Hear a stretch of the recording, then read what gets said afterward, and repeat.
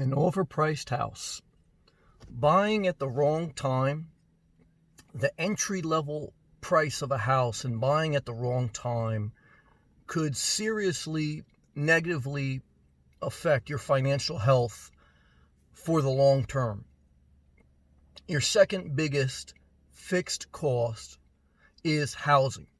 The first is having a child. The second is housing. So understanding that, you should always be very cautious before purchasing a home. If you rush and in an inflated market you buy an overpriced house because you're scared, because you're frustrated with not finding the right house, you'll suffer. It's better to rent and have flexibility.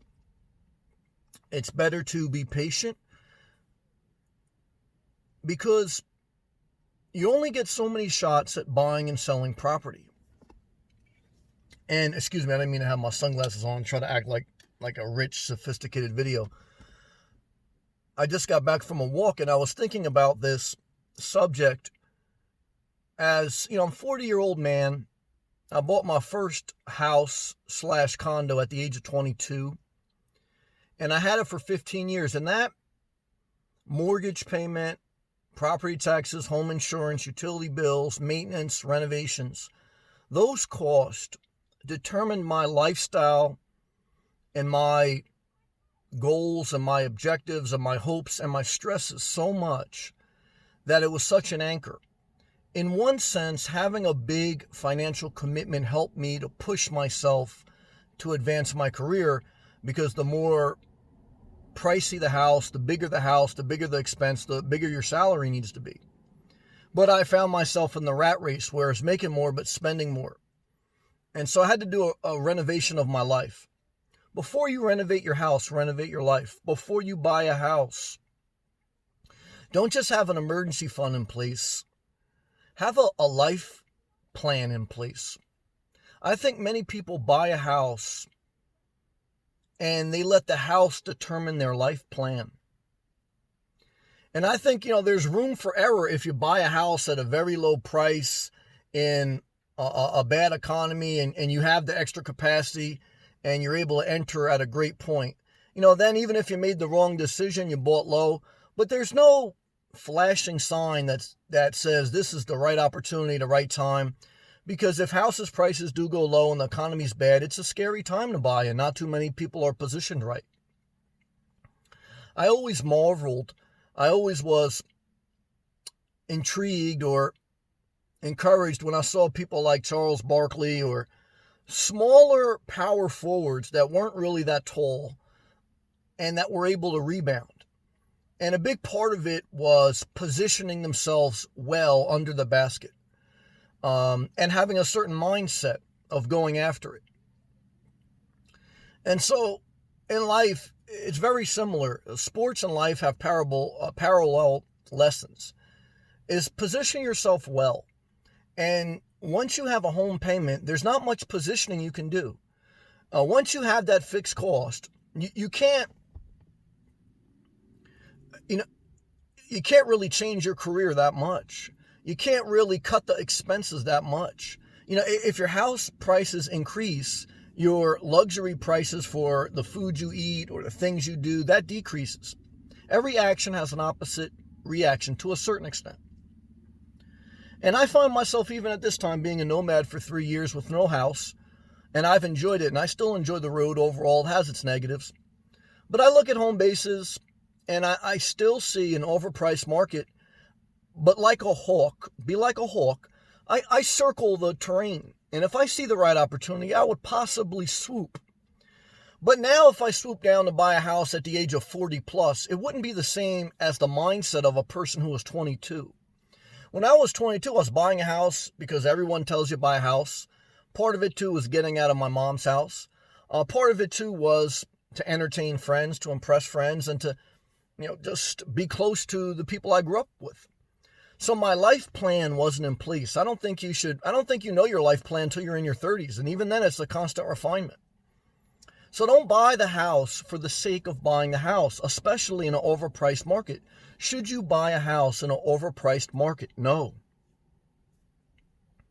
You should buy a house when you're positioned well, when you have financial stability, career assets, work experience, you know how to get money, you're willing to work, you know a little bit about home ownership, you've done some research, you really enjoy the area, you know the risks. I've traveled up and down the East Coast of America several times, and every state is different, every town is different. The economics and the housing is very different. Right now, as I make this video in August of 2020, the world economy, well, I'll say the United States economy and most first world countries still relatively well, even in the midst of the coronavirus, the aftermath.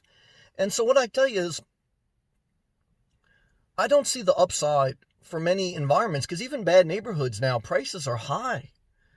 And I say to you, one is never buy in a bad neighborhood. Unless you're a real estate developer, a bad neighborhood with a lot of crime, even if it has a cheaper house, has bad schools, bad hospitals. Doesn't mean the people there are necessarily bad, but it means it's a bad environment. How do you measure an environment? Well, crime rates, hospitals, the mindset of a community. That matters to me. I'm a nomad. I spend most of my time in nice communities. Why? I like a nice atmosphere. I like a nice atmosphere. Now, there's a price for a nice atmosphere. Will I pay for an overpriced house? Well, I damn sure wouldn't pay for an overpriced house in a bad neighborhood. But even a good neighborhood, don't rush to be in a relationship. Sometimes in life we rush to be in a relationship because we don't want to be alone. I've done that. You'll suffer. The number one cause of stress is relationships. The number two is financial issues. And sometimes many people have both problems. They have the number one cause of stress, relationships, divorce, breakups, and they have financial problems. If you put those two together, you're going to be hurting in life. And that's why a lot of people are. You think about why a lot of people hurt in life, why even people in developed countries, they live paycheck to paycheck. Many of it is because of rushing into a relationship and rushing into a house. Because if you're just dating, you can get out of it. If you're just renting, you can get out of it. But long-term commitments require a long-term plan, not just a pre-approval from a bank, because in good financial times, banks will approve you. And you may be able to do it, but you may be signing your death warrant. Don't rush. That's what I would tell you. I'll tell you right now, even if you got some bad things in life, if you're not married, if you don't have kids, and if you don't have a house, you have a lot of options. Options are your biggest blessing. Don't rush to eliminate your options with housing. You make money at the sale, at the purchase price of a house. And the community takes a long time to change. So if you buy in a bad community, don't expect to wake up tomorrow and it's regentrified. I wouldn't do that. There was a lot of talk like Brooklyn got regentrified, regentrification, meaning like redevelopment. And it used to be very poor and impoverished. Now it's very middle class and trendy. And that's true. Certain parts, especially by the Brooklyn Bridge, where you come into lower Manhattan by the financial district. But guys, there's still parts of Brooklyn you wouldn't want to live in. And even in the nicest parts of Brooklyn, I wouldn't want to live. Why? It's not Florida. I wouldn't want to live in New Jersey. I wouldn't want to live in Vermont. I wouldn't want to live in South Carolina. Where do you want to live? Don't buy an overpriced house, especially not where you don't want to live, even if it's an investment. I mean, you got to have a certain mindset if you're going to be a real estate investor. But if you're going to live there, it's not just an investment. It's a big part of your life. So I hope this video sparked something in you, or at least answered the question, especially in today's times. Should I buy an overpriced house? Answer no. Buy time and enjoy your life and stay free until the right opportunity comes. And if it never comes, hey, that's okay too, for many people. Because you should have your life plan figured out before you have a house plan. Your house will not make your life better. It may make your life worse. Many people think the house purchase will change their life. Maybe for the worse it will, not for the best. You have to have your life plan together. You have to have your money together, your mind, your health. Then the house can be a blessing. But until then, it's a burden. Never forget it.